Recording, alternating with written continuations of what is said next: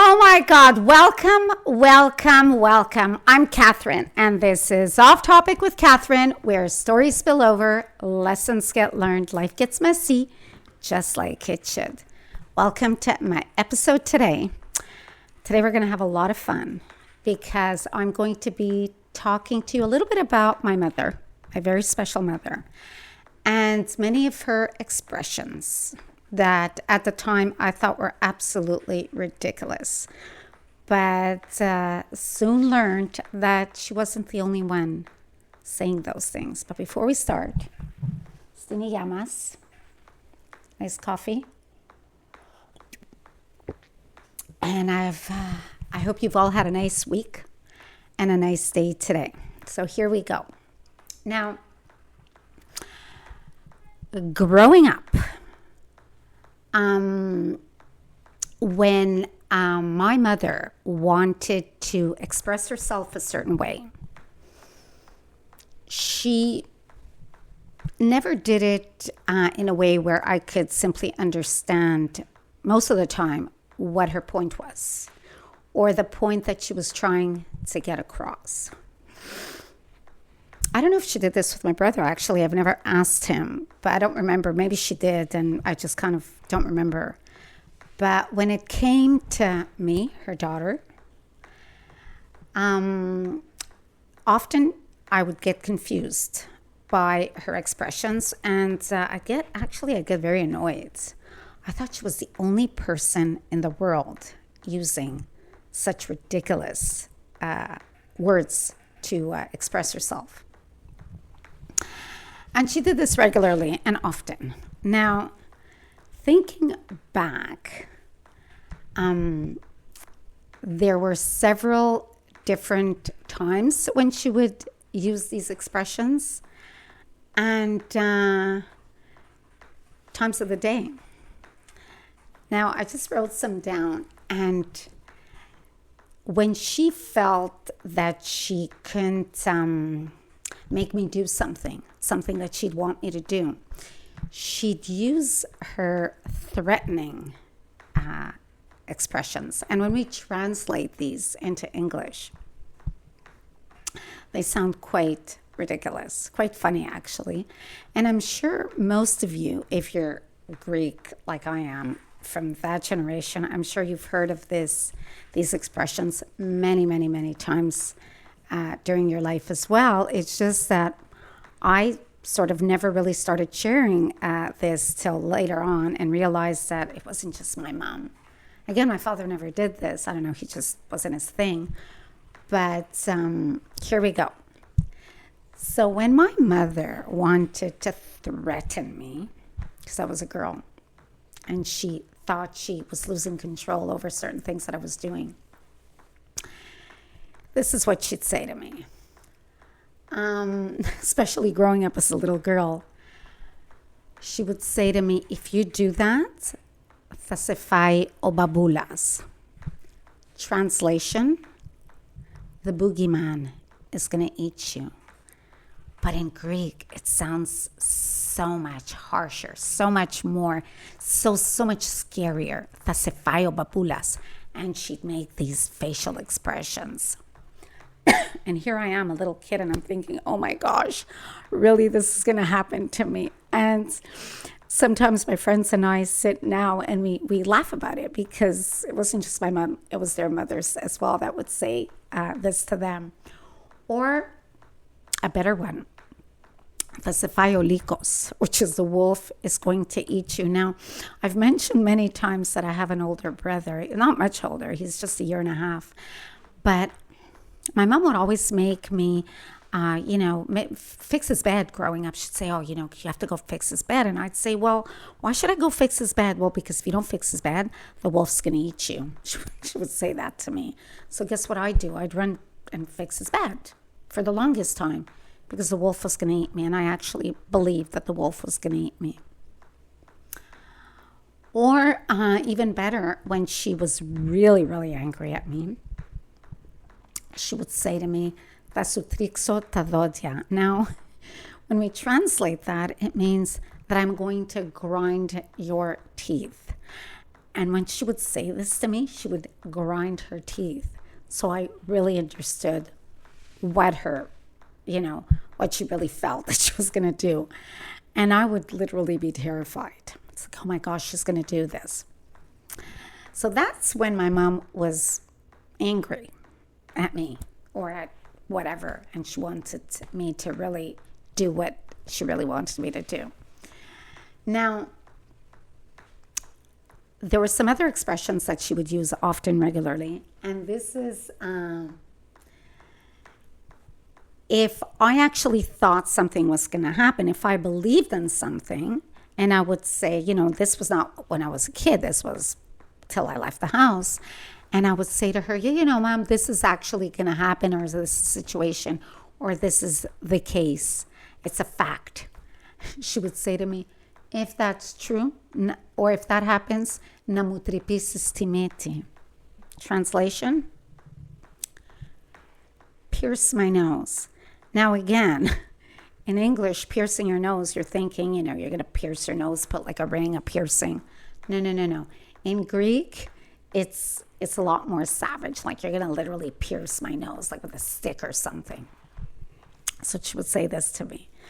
And I would think, oh my gosh, like seriously? Or, you know what? If you think this is going to happen, or you actually think it happened, demiri satanichamu, meaning I didn't smell my nails. I didn't smell my nails. Yeah, I mean, I don't know, but she would say this all the time.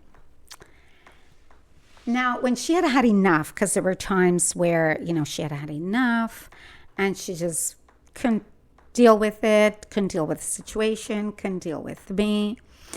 So I would hear, you know what? Me egrapses tapaliasu tapaputsa, which means you wrote me on your old shoes. You wrote me on your old shoes. And she would say this and she'd walk away, like literally. Or, this was a good one. We'd sit at the table and she'd be talking to me and getting really upset. And I would just be very persistent about what it is that I wanted to do or say. And she would say to me, mo epsises topsari sahilia. Translation, you fried the fish on my lips. I fried the fish on her lips. Or, if I wanted to go out with my friends, which I did very often, I had a lot of friends growing up, especially as a teenager, not as a young kid, but more when I was a teenager, and I always wanted to go out and gallivant. She would say to me, I don't want you to go out with your friends. And I'd say, Mom, they're my friends. I want to be with them. I want to go out with them. And she would say to me, ifili ine fidia. Ifile su ine fidia. And I know I'm speaking in Greek now, but for those of you who understand, translation, your friends are snakes. Snakes. And they're going to wrap you like a snake. So that was supposed to really scare me off, terrify me. And when I found that things were getting difficult for me, or I would share some experiences and I didn't have a solution, I didn't know how to deal with that, she would come up to me and she'd say, πνίγεσαι σε ένα ποτήρι νερό, or πνίγεσαι σε μία κούπα νερό. Translation, you're drowning in a cup of water, or you're drowning sometimes in a spoonful of water. And I would look at her and I would say, what is she saying? Now, my mom came from a village, and I've shared this many, many times before. And when she would say all these things growing up, I I just wasn't getting it. It was like, why did she have to constantly repeat this? Why can't she speak to me in just normal language? Why can't she sit with me and have a conversation and just explain things to me? Because these expressions, first of all, were absolutely ridiculous because I would translate them in my mind and they made no sense at all. And like I said, I've been thinking more and more about this now, because when I sit with my girlfriends, and we're now in our early 60s, late 50s, early 60s, we talk a lot about this, and we'll say, remember when our parents would say these things to us and we found them absolutely ludicrous?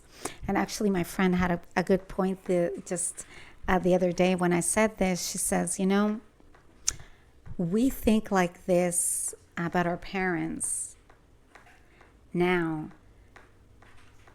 This is what our children are going to think of us in like 20, 30 years from now, 40 years from now, depending on how old they are. And I never really thought of that. But yeah, I do things now, or I say things now that seem to make sense to me. But I have my adult children saying to me, what are you saying? That makes like absolutely no sense. Or where did you get that? Where did you hear that from? And it's true, a lot of the things are just things that I hear, we use every day just to sort of express ourselves, that sometimes really don't make sense. So, where did this come from regarding my parents and my parents' generation? Well, going back to their village, going back to their way of life, living in those days, this was the way for them to communicate. And it was a way for them to warn each other. These were their warning signs. It was a way for them to protect themselves and protect their families. And for them to use such language and such words that today may sound very rough and aggressive.